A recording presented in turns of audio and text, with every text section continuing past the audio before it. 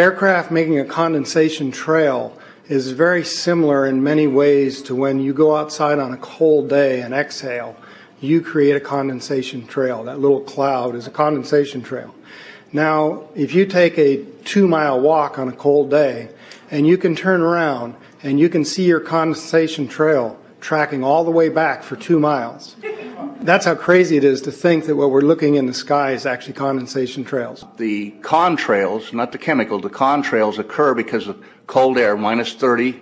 It takes high altitude, around 30,000 feet plus. There's carbon dioxide and water vapor in that exhaust. That turns to ice crystals, and that's what you see, the white stream behind it. Those white crystals of ice warm up, dissolve, and the smoke goes away. And it never lasts more than a minute. What we're seeing now, and I first could not believe it, and I started looking at the skies, and these are not normal. They're not natural. There's something going on. I don't know who it is or why they're doing it. All I can testify is it's not natural and it's not normal. It's got to be some outside influence doing that. Thank you. I'm here to give you testimony that chemtrails, they're not contrails, are indeed real. They're spraying almost every day. I watch the clouds and watch the spraying program going on. I want to tell you that we're in very great danger from the pollution that's coming down over us. And we've been led astray by the military-industrial complex, and they're responsible for the cloud's creation and weather manipulation programs. They're dark operations. That's why they're not out in the media. I look around and I see people are starting to look up and see this. Many times I've spoken about chemtrails, and I get this blank look on my face. What are you talking about? I'm saying, look up. As a pilot, before I fly, I look up.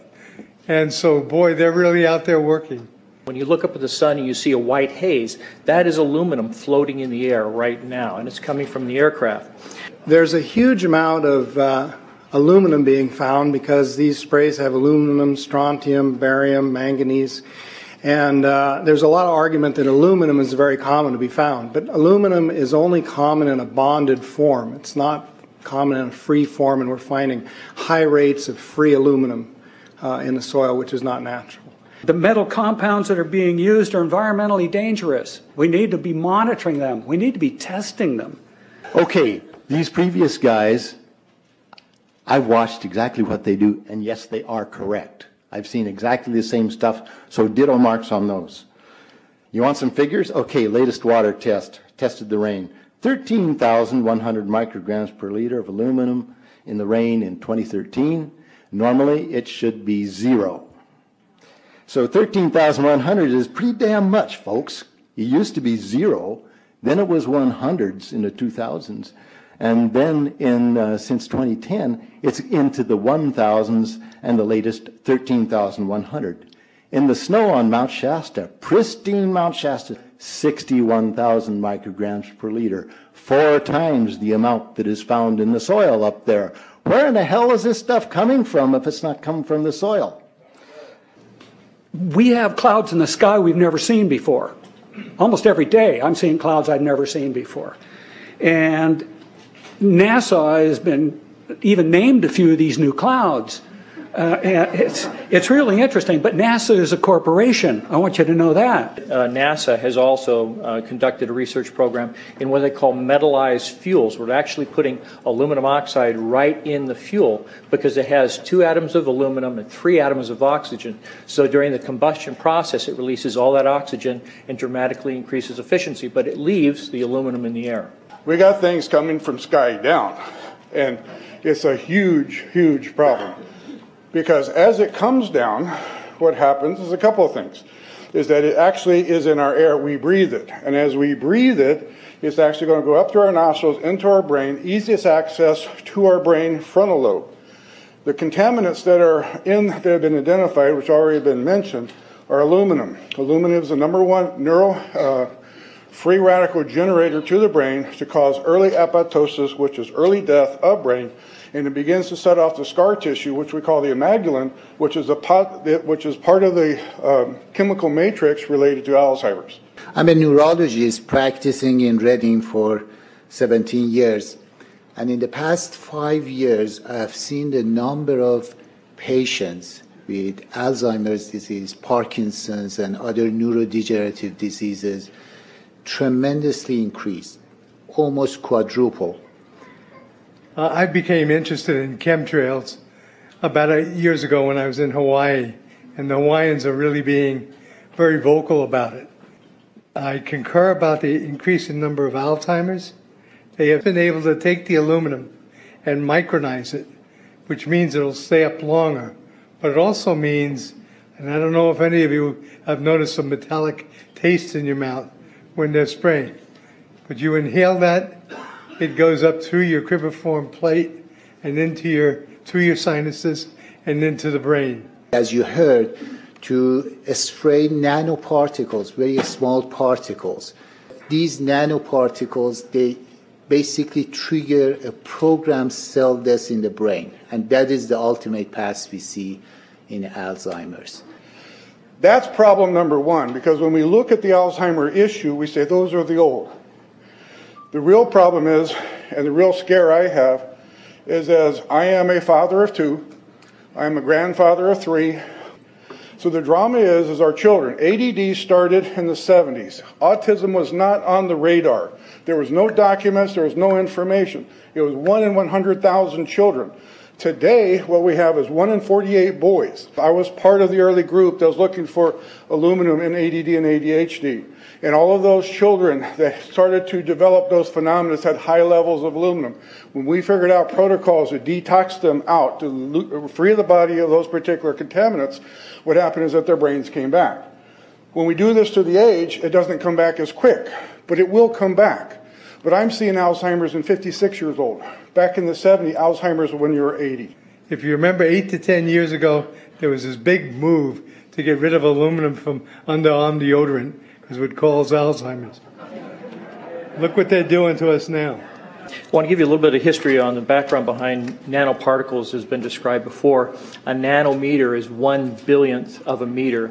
It's very small. In fact, if you have particles, say, that are 40 or 50 nanometers across, you can take and line 50 of them up next to a single red blood cell. These things are extremely tiny. They're pervasive. The collapse and decrease of agriculture is something I worry about even more than the previous info about autism and Alzheimer's. Believe me, I'm seriously concerned with what I'm watching. As a wildlife biologist, I've been watching the ecosystem collapse. When you lose all your stream organisms, when you have aluminum overload in your streams, you're killing your microbial bacteria and you're disrupting the entire ecosystem. So it goes way beyond just a little bit of pollution. How did Monsanto know to create aluminum-resistant plants? I don't think I've heard anybody ask that question. Okay. Insects. I've done studies in Siskiyou County.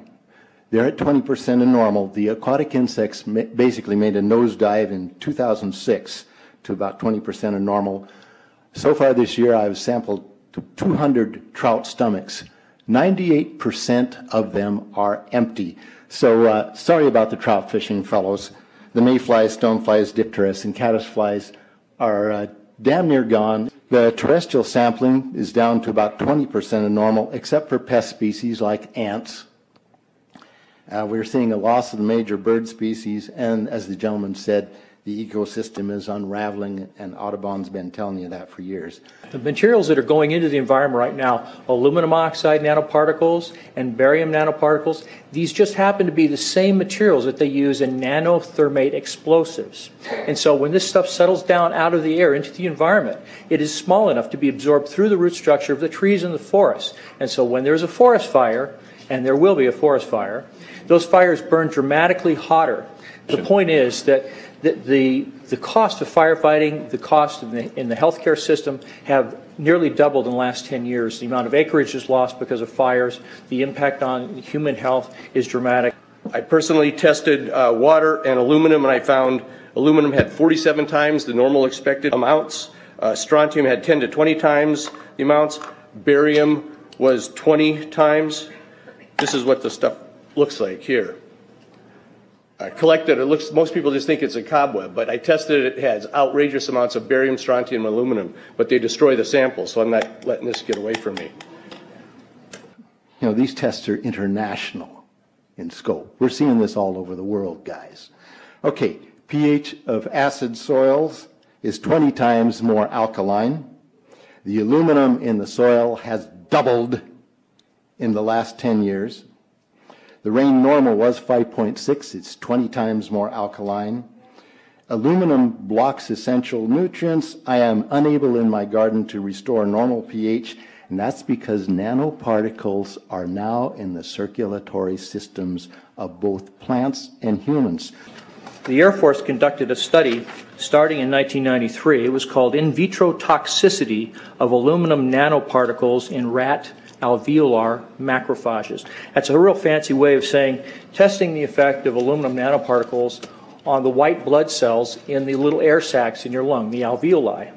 And what they found in this 8-year study was that these particles, when you're exposed to long enough, it suppresses the ability of your white blood cells to defend you from airborne infections coming into your lungs. So it suppresses your immune system. But they also found that these same particles, once they get into your system, they can actually go through the barrier in each one of the cells. They get inside the cells, and these particles can actually suppress the ability of mitochondria, which are in the cells that help to gobble up toxins and things that would be harmful to the nucleus and the reproduction process of the cells in your body. These processes are suppressed, and so essentially by breathing this material in, your immune system is dramatically suppressed. I wrote to the federal government because Air Force wrote a book, and on the first page of the book they said, we're going to control the weather by the year 2025. I asked them, what are they doing spraying these chemicals on the public? I said, there's violation of United States Code 50 USC 1520, which prohibits the American government from experimenting on the U.S. citizens with chemical agents. I said that law also requires who's ever experimenting, when the federal government does it, that they have to report to Congress within 30 days. They wrote back, they said they don't know what I'm talking about. We have enough evidence that there's a spraying going all over the place. We were warned about the takeover of our freedoms by the military-industrial complex by both Eisenhower and Kennedy. They're gaining traction on us, folks. We are in trouble more than just a spraying program. All I can say is it's about time we get up in arms about this, because it is affecting our health. It's high time that we as citizens of this great country take action. Board of Supervisors in Suffolk County, New York, they outlawed geochemical engineering. Hawaii passed an ordinance prohibiting geochemical engineering. I urge you to bar geoengineering in Shasta County and pass an ordinance. At least ask some damn questions. What the hell is all this aluminum doing here? Why are the trees dying, fishes dying? Why is there Alzheimer and aluminum spiking? And why are these fibers on the ground here in Shasta County? Thank you. Thank you, Mr. Mormon. Today, the Shasta County Board of Supervisors has been the beneficiary of some sincere, passionate, and knowledgeable comments. And I thank you for those. I am in agreement with my colleagues about sending letters and a call for action, but I would hope that we could go a step further. I would like for us to send a copy of this video where all of you spoke today, all 2.5 or 3 hours of this testimony, to be sent to our senators and our U.S. representatives, and also our representatives in the state of California. We'll do that. Let them listen to the passion that came out of this meeting today. Thank you. You have the motion in front of you. I think it's understood. All in favor, say aye. Aye. Any opposition? Motion passes unanimously.